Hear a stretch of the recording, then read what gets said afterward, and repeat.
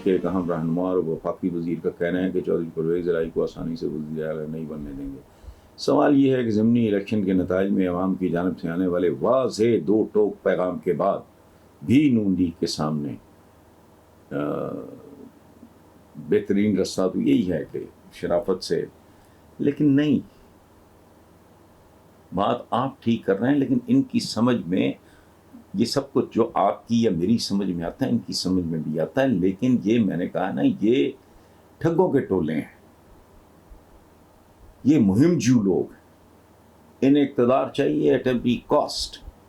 Grace नाम की कोई चीज़ दूर दूर तक इनकी ज़िंदगियों में मौजूद नहीं, इनकी ज़बानों में मौजूद नहीं, इनके रवैयों में मौजूद। अब ये को करने वाली बात, कर भी लोगे तो क्या है, फिर लोग हकारत से तुम्हें देखेंगे। और एक बात याद रखें आप, मैं पहले कह चुका हूँ ज़िमनी इलेक्शन से पहले कि मुझे लगता है कि कुदरत एक्शन में है। अब इमरान खान को आसमान वाले ने अपने हिसाब से ये रोल उसको दिया है, उसके थ्रू ये काम हो रहा है।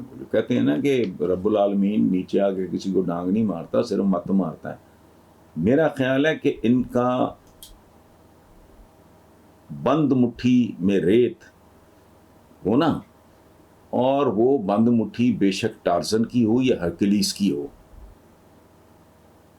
या सैमसन की हो, एक दफा 4 ज़र्रे निकल जाएं, फिर वो जितना मर्जी जोर लगा ले, वो रेत फिर टिकती नहीं। मेरा ख्याल है कि इन्होंने धांधलियां करके निकाला था, पीपल्स पार्टी को से पंजाब छीना था, बेशुमार धांधलियां, ज़ियाउल हक से लेके तो पता नहीं कौन कौन इनके पीछे था, और इन्होंने कोई शय छोड़ी नहीं। और उनसे पंजाब तो वो लाहौर तो किला था, लाहौर तो लाड़काना था पंजाब का, लेकिन आप देखो इन्होंने छीन लिया। कुदरत ने अब इनसे ये छीना।